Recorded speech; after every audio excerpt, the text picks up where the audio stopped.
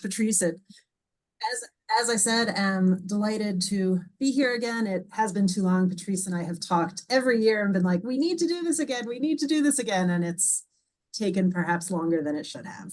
At any rate, my name is Miriam Post. I am a pathologist over at the University of Colorado Hospital on the University of Colorado Anschutz Medical Campus. So I have both a clinical role, and that is where I intersect with you all the most in diagnosing specimens, and then also have an academic role where I teach our next generation of undergraduate medical students and of pathology residents, and also with my other clinical colleagues who are the people who you all see much more often in your journey through this. So I'm going to talk today, as was said, about the intersection, I guess, of pathology and ovarian cancer. And as Patrice said, we'll hold questions until the end, but please, please ask absolutely anything that's on your mind. I am very comfortable giving the answer, I don't know, but we'll try to address anything that you bring up. So the first question that I want to and I've structured this as a series of questions that I'll try to answer. The biggest, what is pathology? How does it fit into ovarian cancer diagnosis and treatment? We are the physicians who are part of your care team, but you never get to meet us, and we never get to meet you. And I have some amount of sadness around that. Also, because we are on the scientific diagnostic side, there is a certain distance, if you will, that I think is great because it does make us truly impartial. We read what tissue is on the slide. And so in very broad terms, pathology can be broken into anatomic and clinical. And today I'm going to focus on anatomic pathology, which is my specialty, and specifically surgical pathology. And I'll go into a definition of that in just a second. Clinical pathology, which every single one of you has interacted with, is things like blood bank transfusion medicine. So every time a lab every time some sort of labs are drawn, that also goes through the pathology department, and those are interpreted by other pathologists with subspecialty expertise in that area. But what is pathology really? I just kind of gave you the 1,000-foot view. Let's now come down maybe to the 20-foot view. Anytime that a tissue gets taken out of somebody, it gets sent to the pathology lab for evaluation. And my, if you will, airplane pitch when people say, what is it that you do? Is we look at tissue under the microscope that other doctors have removed and tell those doctors what's going on. And so then those physicians who are the ones who you go into the office to see and who you're in the ORs with, those are the ones who will often convey our message along to you. We have a multitude of jobs. I think the easiest way to describe them is to characterize the nature of a lesion. Primarily, we give you a diagnosis so that then a treatment plan can be made. Is the tissue essentially normal? Is it inflammatory? Is it cancerous? We then classify that lesion into discrete groups to aid in treatment. So for instance, giving a histologic subtype of a cancer. To say, oh, your cancer falls into this molecular subgroup, and that may drive certain therapies that you are or aren't eligible for. And then one of the most important things that we do from a treatment perspective is we characterize the aggressiveness and extent of a tumor, and that's called grading and staging. And I'll get into that quite a bit more in just a moment. So these really are the three key features to what we are able to tell you, to tell your treating physicians about your tumors so that you can get the best therapy. Treatment is most often going to be determined by the cancer type and the cancer grade, as well. It's heavily influenced by the stage. So stage, as you see at the bottom, is the size, location, and extent of growth at the site of origin, the organ of origin of a tumor, and the presence or absence of metastatic disease or tumor that has traveled elsewhere in the body. It is defined differently in every organ system, and very often you may hear, oh, well, clinically, it looks like you're a stage something, and that's going to be usually based on radiology, so either a CT scan or an MRI, but really the gold standard is histologic evaluation, meaning looking at tissue under the microscope. And the grade is how those cells look. How closely do they resemble normal cells and structures? because the more a tumor is able to recapitulate normal tissue, in general, the more indolent or sort of low grade or slowly progressing that it will behave. Whereas when it looks nothing at all like normal tissue, those are the really aggressive tumors. So what happens with your specimen? You go in for surgery or you go in for a biopsy of some sort.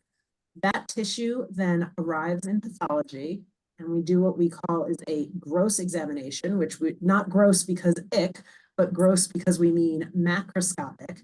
And we look for things like, is there a visible tumor present? If so, what is the shape of it? What color is it? Are there other organs that are involved beyond the organ of origin? So we then will use a fixative that's formalin and take small pieces for examination.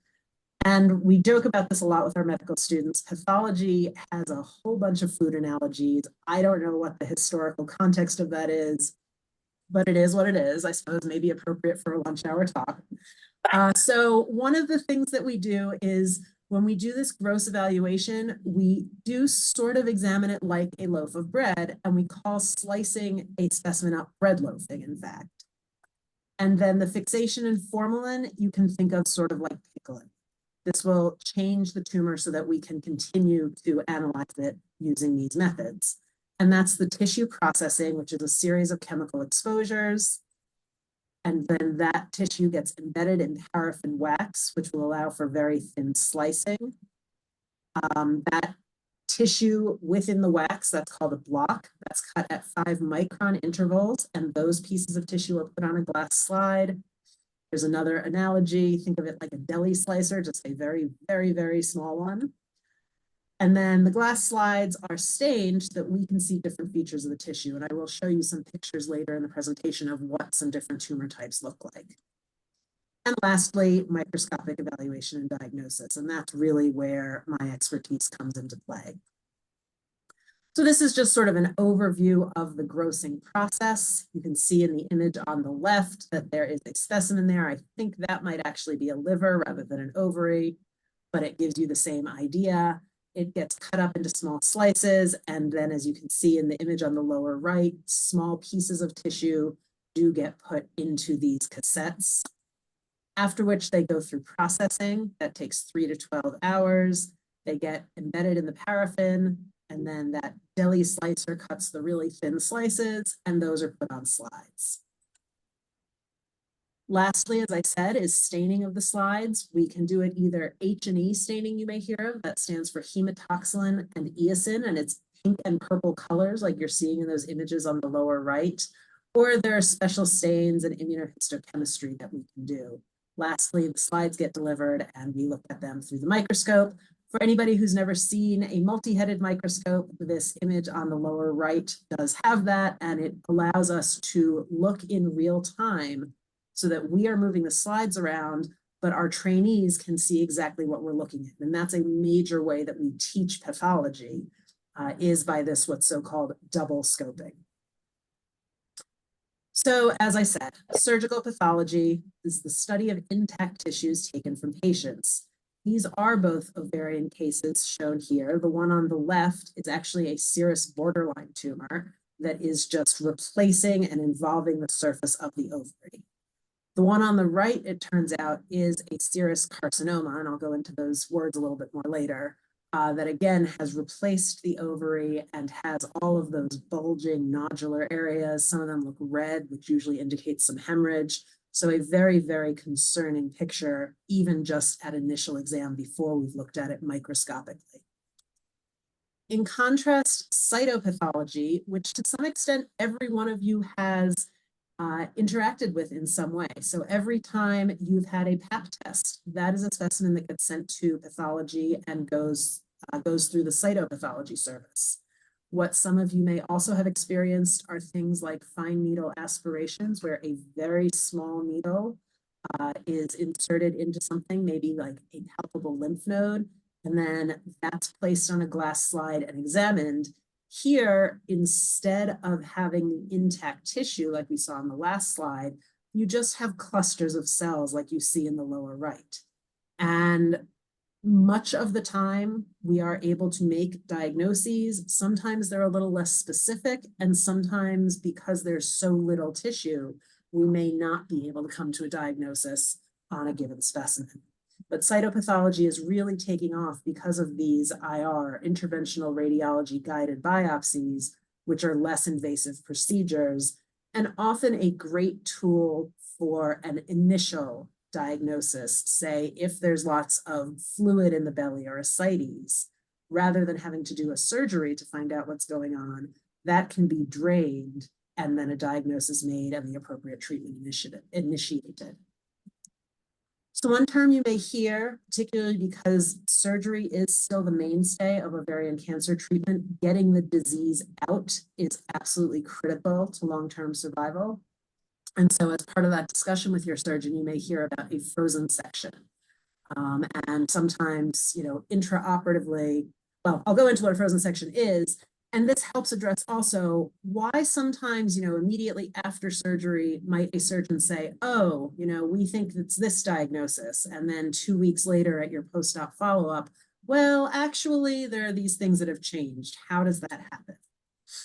And the reason it happens a little bit can be seen in actually these pictures in the lower left. The one on the far left is the actual frozen section slide, and the one on the right is tissue that has gone through that whole fixation and processing. And you can perhaps appreciate that there are fewer holes in the tissue. I will tell you on a microscopic level, there is better preserved nuclear detail, and in some cases, better preserved architecture. So frozen sections are wonderful to answer a very specific question while a patient is on the operating table. We do the best we can with what type of tumor is present. Again, there will sometimes be some wiggle room there. Where does the tumor extend to? For instance, this is not as relevant in ovarian cancers, although sometimes what we will get is, say, a biopsy from inside of the abdomen that's not actually the ovary, because the surgeons want to know, has tumor spread beyond the ovary already? And if we say yes, that might change their intraoperative management. And then was the entire tumor removed is another thing we frequently try to answer. And the reason why they're called frozen sections is we quite literally freeze the tissue and then cut one of those very thin slices. But again, the pitfalls have to do to some extent with the actual morphology, and the freezing of the tissue does introduce some artifact. Additionally, as you know, ovarian cancers can be quite large. And so there's lots of internal heterogeneity. They may have different appearances in different places. And depending on which area is sampled to study intraoperatively, we may not pick up on all of the features that are there. And to some extent, it is also dependent on pathologist experience. There is something to be said for having a team of doctors who has lots of experience because they've seen a lot before. There's also something to be said for having doctors who are newer in practice because their training is more recent and their knowledge is based on the absolute cutting edge, most recent information out there.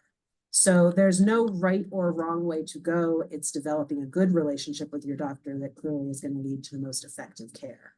And this diagram at the bottom is just to sort of show you the scale of what it is we look at. If this were a 1 centimeter lesion, the big orange circle, we would take a piece of it that's just that little orange bar, and then we would look at that tiny orange line is the tissue we're actually seeing under the microscope. And so again, thinking about the heterogeneity that can occur within a tumor, this is a good reason why sometimes those results might change. How do we make a diagnosis? I want to go briefly through the types of cancer and some special studies that we do. And to do that, I'm actually going to walk all the way back and do just a very quick overview of ovarian anatomy, because I think it helps understand the tumor types and then also a little bit about ovarian cancer spread.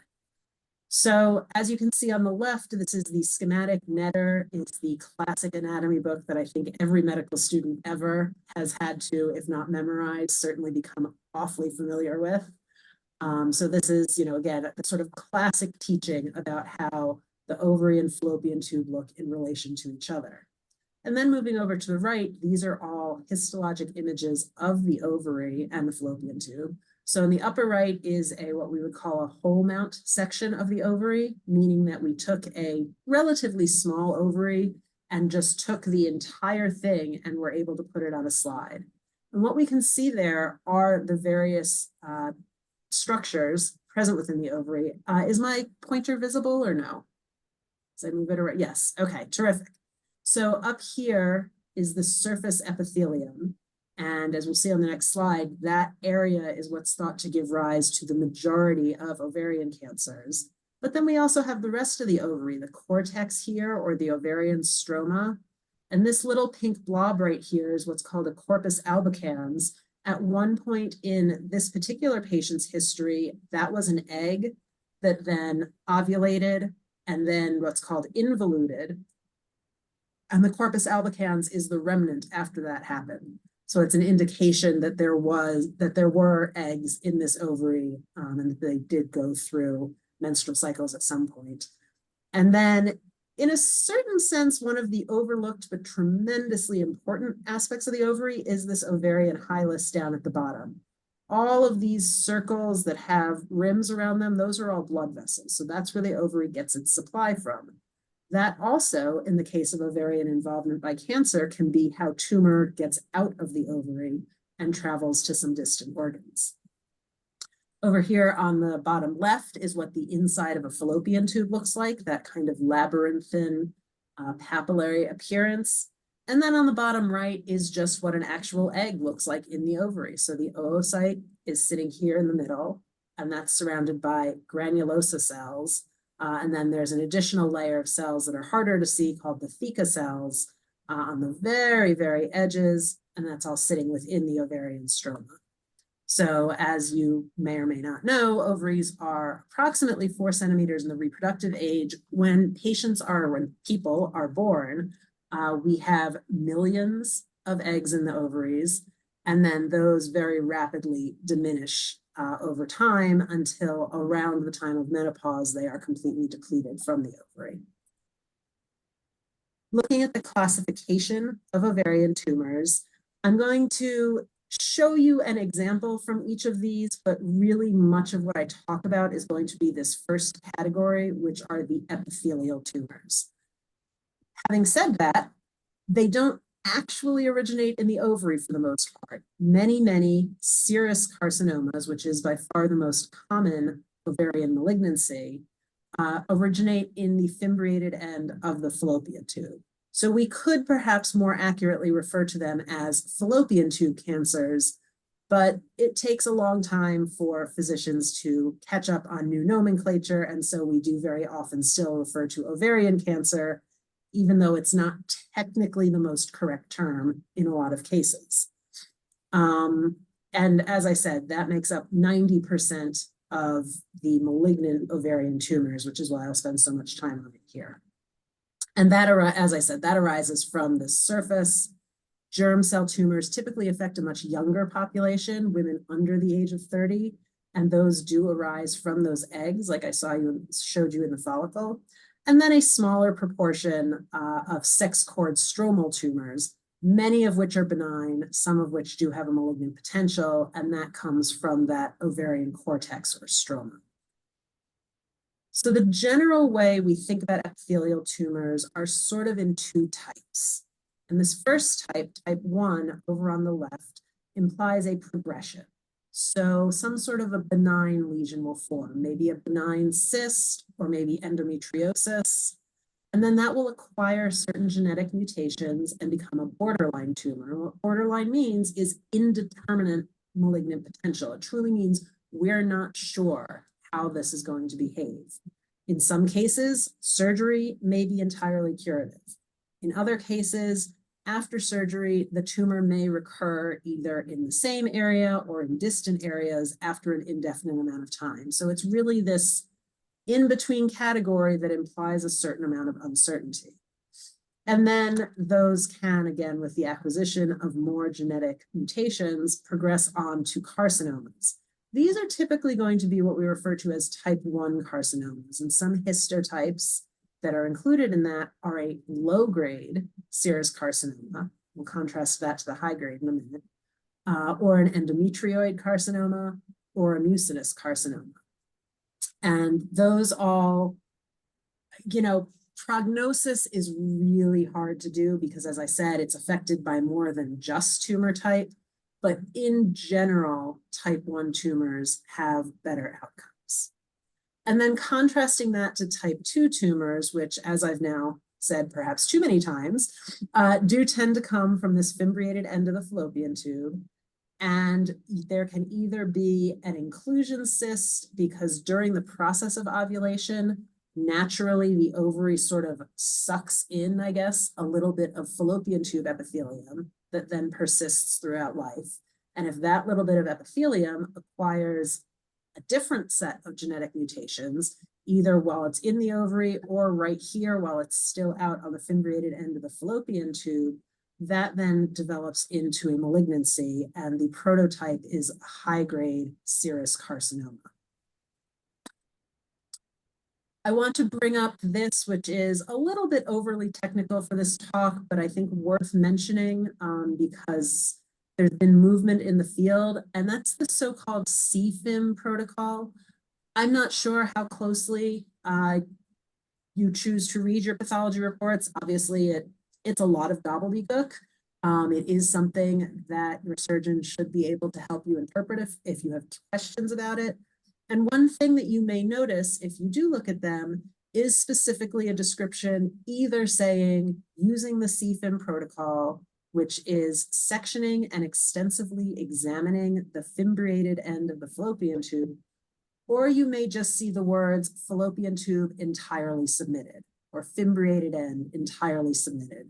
And again, that's because of this thing that I've been hammering home, where the fallopian tube is actually the origin of so many cancers that affect the ovary. In fact, this is again a little off topic, but in women now, rather than undergoing a tubal ligation, in many cases, they will have the whole fallopian tube removed specifically to help prevent later development of ovarian cancer. Similarly, in women having hysterectomies, whether it's for prolapse or for, say, fibroids or leiomyomas, they may at the same time have a salpingectomy or removal of the fallopian tube with the hope of preventing a possible cancer later. And what does that cancer look like at its very earliest stage? It's this thing called tubal intraepithelial carcinoma, or STIC, serous tubal intraepithelial carcinoma.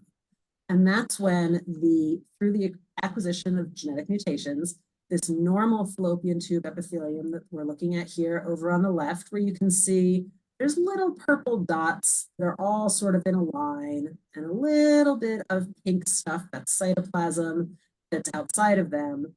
And over here on the right, you can see this dramatic change over to a neoplastic or cancerous epithelium, where all of a sudden it's a big band of purple cells. There's a little bit of that pink cytoplasm left, but not very much. It also looks much more complex. You've got many more infoldings than you do in the normal. And the image on the bottom is showing you a P53 stain, as well as over here on the right, kind of what a stain means, because you may hear that too. So the mutation that leads to this appearance is a mutation in the TP53 gene. We can't tell specifically what genes are mutated by looking at a tissue, but by looking at this sort of surrogate marker here, like immunohistochemistry, we can sometimes get some information. And what immunohistochemistry is, basically, every cell expresses surface antigens. And so there are all of these cells right here, and antigens are little proteins that hang out either on the surface of the cell or maybe in the nucleus of the cell. And what scientists have been able to do in the laboratory is to generate these molecules that have an antibody and then something that is linked to it that is a brown color. And so when we expose the tissue to that substance, if the antigen is present, if that little protein on the cell surface, let's say, is present, then it will form a bond with the immunohistochemistry that we do and it looks brown under the microscope. So what we're seeing here in the case of P53 is that the normal tubal epithelium has either none or very little of it, whereas the cancerous epithelium has lots and lots of it. And that tells us that this is a TP53 mutated stretch of epithelium. And that leads nicely into serous carcinoma, which you may also see written as serous papillary adenocarcinoma. It is the most common of the ovarian cancers and has the most varied morphology. These tumors are often large, as you can see in the image in the center. They are solid and they're cystic. They have hemorrhage, they have necrosis. And the necrosis is really because they grow so much or grow so fast sometimes that they outgrow their blood supply. Histologically, they have a variety of different patterns, including this on the left, the papillary pattern, which basically you can think of it, I think of it, I guess, sort of like almost the leaves of the petals on a flower, where it's pieces of, in this case, tissue instead of petals that are extending out that still have some blood vessels and tissue inside of them. Another pattern that we see is over here, solid growth, which can look very scary under the microscope and is often an indication of a higher grade tumor in and of itself. Within serous carcinoma, we have low-grade serous carcinoma and high-grade serous carcinoma. And again, just to reiterate, grading is how much the tissue looks like its benign counterpart. So in a low-grade serous carcinoma, we have what we call bland nuclear features. From cell to cell, everything looks more or less the same. Each cell kind of sort of resembles its neighbors. We don't have a ton of mitotic activity, and mitoses are how each cell divides. And so if there's not a lot of mitotic activity, that means it's generally going to be a slow growing tumor. The problem with low-grade, slow-growing tumors is that they tend to be more resistant to chemotherapy. So they can actually, in some cases, be harder to treat than these high-grade serous carcinomas like you see on the bottom, where you have very atypical nuclei, lots and lots of mitotic figures. And both of those are actually visible here, that from one of these purple circles over to the next, there's quite a bit of variation in the shape and size of the nuclei. And we can see even in this image, here's a mitotic figure right here. For anybody who has a science background, you might remember learning about mitosis, how the DNA duplicates and then separates to create two daughter cells. And so we're watching that in action in this particular slide. A couple of other cancers I wanted to just very briefly talk about. Clear cell carcinoma is one of them. It's very rare, but it is known for its aggressiveness. And one of the key things that we look for anytime there is a surgery for endometriosis, we look really, really carefully for whether there's any sort of a clear cell carcinoma developing, because as we see in this lower right image, clear cell carcinoma typically develops out of endometriosis. So this is, well, this is an exception to several rules, we'll just say, but that is something that is typically not seen in serous carcinoma. There's no known association with endometriosis there. One of the other hallmarks of clear cell carcinoma is that it is ER, or estrogen receptor negative. And that becomes important when you start thinking about post-operative therapies, and an anti-estrogenic therapy, which may be extremely useful in helping prevent a recurrence of a serous carcinoma. Those are more often ER positive, will probably be pretty useless in a clear cell carcinoma because, again, the tumor cells aren't expressing that antigen. So there is eligibility for different clinical trials, and again, just highlights the need for an accurate and specific diagnosis of ovarian cancer. And very briefly, I wanted to touch on the two other categories. So I said the sex cord stromal tumors, which are fairly rare. They only make up 3% of primary ovarian tumors, but they are certainly not zero, and we see many cases of these every year at the university hospital here. These also, adult granulosa cell tumors, become important because they have a high association with endometrial neoplasia. And so any patient who's undergoing surgery who is determined to have an adult granulosa cell tumor really needs some endometrial sampling as well, because there's dramatic crosstalk between the ovary and the endometrium in these cases. And it has a slightly different look under the microscope, as you can see here, slightly different look grossly that you can see here. And one of the things that's really, I don't want to say useful, but particular, I guess, about adult granulosa cell tumors is that there is a serum marker. So somebody can draw blood and check for an inhibin. And if a patient's inhibin level goes up, that typically indicates a recurrence of an adult granulosa cell tumor. Inhibin is not a useful marker for, say, a serous carcinoma, because serous carcinomas don't express inhibin.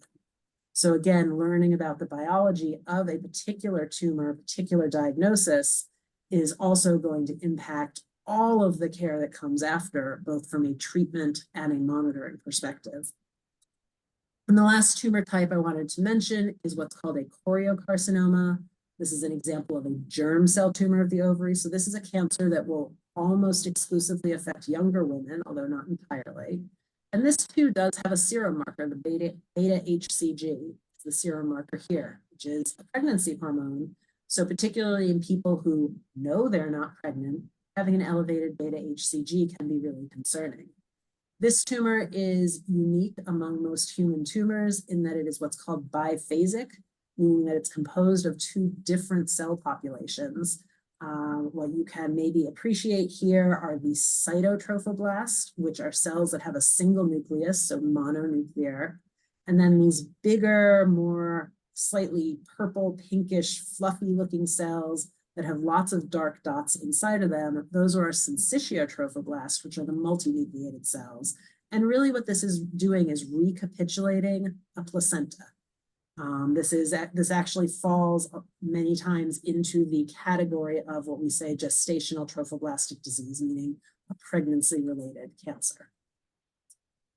So one of the questions that I've seen before is, why do we have such expensive surgery if I just have ovarian cancer? Why are the surgeons taking out my uterus and sometimes parts of my colon and my omentum and doing all these biopsies around my belly? So what's the rationale there? It really has to do with the way that ovarian cancer spreads. So when I showed you the picture earlier of the ovarian hilus, I said there's blood vessels there and ovarian cancer can spread that way.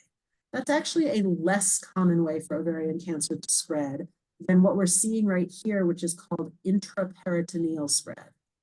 Ovaries, like you can see in this little diagram, have access to the entire ovarian cavity.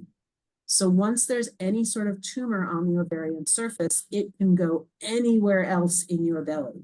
It can go to the surface of the liver, can go to the surface of the colon, can go over to the abdominal sidewall, what's called the peritoneum, certainly can go to the uterus. So that's the reason why there are these really extensive surgeries that happen, even though it's just a single organ maybe that's involved.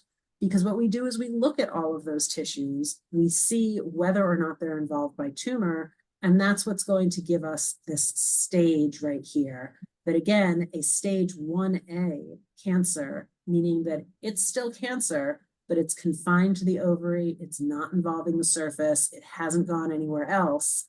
That's going to be treated and thought about very differently than, say, a stage 3C cancer down here, which means that there are larger than 2 centimeter aggregates of tumor that have spread above the pelvic brim. That's just, it's a different clinical situation and it's dramatically different therapy. Perhaps the most important question from your perspective is, how long does it take to get these results? And for very obvious reasons, there's lots of anxiety between the time of I had this surgery and I actually know what's going on and I can start planning for what's next. So biopsies are typically reported somewhere between 2 and 4 working days after a procedure. And when I say a biopsy, that might be like I was talking about with the little needle that can go into a palpable mass, or if an interventional IR guided biopsy that might be able to sample something deeper. We typically don't do biopsies of ovarian masses because the concern is that if we stick a needle through your skin into that mass and then pull it out and it has cancer on it, we might have just introduced cancer to your body where it wasn't before. So that's why surgery is really the primary way of diagnosing ovarian masses, whether they're benign or malignant, because we don't want to run the risk of moving cancer cells somewhere else in your body. Big cases, like I've been talking about with all of this staging, those take approximately 1 week, sometimes a little bit longer, depending on what needs to happen. It depends on the amount of tissue removed. One question I get very often is, well, how long does it take you to look at a slide? And that really depends. Sometimes, let's call it 20, 30 seconds. Other times, 5 to 10 minutes. So if I'm having to look at a slide under the microscope and really examine every cell and try to decide, is it neoplastic or not, that's going to take a much longer time than being able to do just a quick look at the entire tissue and say, oh, this all looks the same. I think it's okay. It also, the amount of what we call turnaround time depends on whether special studies are required. So that P53 stain that I showed you, that adds a day onto how long it takes to get results back, because we need to look at the initial sections and then we order stains, and then the next day those stains come out. Also depends on the volume of cases sent to a laboratory. As you all know, in trying to get into surgery, the surgeons are very, very busy. So weeks that they are just doing case after case after case, every case deserves our full attention, and so it takes longer to get to them, and that's an unfortunate reality. And then also there is a difference in the turnaround time between an academic versus a private practice. So I don't know, for instance, well, I guess anyone on the call who has been treated at the University of Colorado Hospital, by definition, that is an academic practice. And what that means is that we have trainees, and the only way for them to learn is for them to have a chance to examine the tissue as well. And so that then sometimes causes, say, a day or so delay in the slides getting to me, because we are trying to make sure that, you know, long after I'm gone, there are still people around who will be able to confidently make these diagnoses. Private practice, on the other hand, does not have trainees, and that's most of the other hospitals in the Denver metro area. Most hospitals wind up contracting with private practice pathology services. In that case, the slides just go directly to the pathologist who will be rendering the diagnosis. And so sometimes that may be a little faster. Ancillary studies, for instance, Caris or Myriad or Foundation, I'm sure some tumors that you know of have been sent there. That takes quite a bit longer, maybe an additional week or even 2, because those are tests that have to be sent out to other places. Those are also tests that are most often done after the initial results come back. I just want to do one more very quick dive into immunohistochemistry because it has both historical and increasingly future significance. So it has diagnostic applications. For instance, I told you in great detail about P53 already. It's a surrogate there for mutation in the gene. I talked a little bit about clear cell carcinoma, and one of the ways that we can tell that something is a clear cell carcinoma, in addition to being negative for ER, is this stain called napsin A, which highlights cells from clear cell carcinomas. So if we have, say, a high-grade serous carcinoma, some of them can be ER negative, some of them will have clear cells, and at that point, we as pathologists ask ourselves, well, is this serous or is this clear cell? Again, different therapies, different clinical trials. And so by using immunohistochemistry, we can help resolve that. In addition to diagnostic applications, immunohistochemistry has prognostic applications. So for instance, I've talked a bit about ER, estrogen receptor. When that's positive in a tumor, that may be more likely to respond to Avastin. That may be a great post-surgical therapy for the patient. Similarly, there are things called mismatch repair proteins. We can do immunohistochemistry to look for them. And if any of those proteins is mutated or the expression is lost, that means that patient is potentially eligible for pembrolizumab or Pembro. which can be a really powerful anti-tumor drug. So in addition to the prognostic, we have also what are referred to as predictive markers. And those are, again, going to be assessed by immunohistochemistry. And that indicates whether a tumor is likely to respond to a targeted therapy. So some new or newer ones on the market are going to be Elahere or mirvetuximab. And the way we look for that is with an antigen called, or an antibody called FOLR1. HER2, people have mostly heard about in the context of breast cancer or Herceptin, but it turns out that HER2 is also expressed in a lot of other tumors, and many of those tumors do show benefit from therapy with an anti-HER2 agent. The most recent one to get FDA approval in a wide range of tumors was in HER2. And then PD-L1 is another marker that allows for pembrolizumab or Keytruda treatment. And just to sort of, for those of you who are more interested in some of the science of this, I wanted to include a little bit more detail here. So this is a diagram of actually how PD-L1 and then anti-PD-L1 therapy works.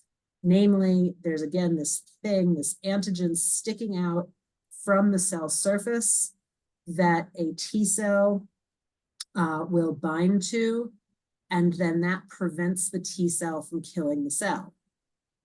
When a PD-L1 aid or an anti-PD-L1 therapy is applied, that T cell can't bind to the particular agent, and it's able to kill the cell or cause its death.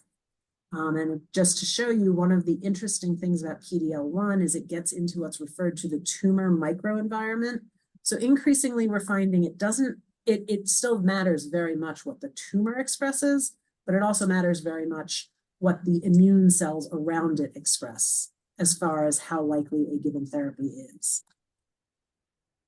Much of the time, you may get a referral, particularly in the setting of high-grade serous carcinoma. Primarily, that'll be for BRCA or BRCA testing because of implications for family members. And then also, there are some others.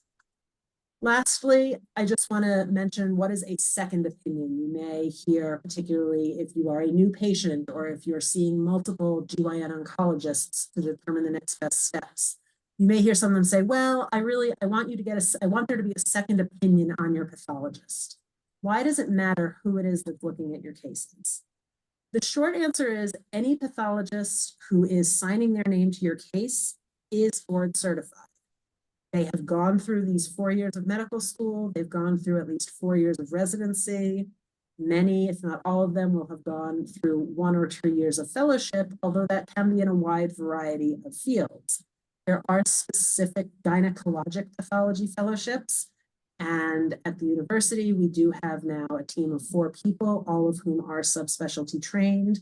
There are subspecialty trained gynecologic pathologists elsewhere. I'm not trying to imply one practice is any better than the other, but because of the volume we have here, we do have more people for whom that is really what they do every day, just by nature of being an academic institution.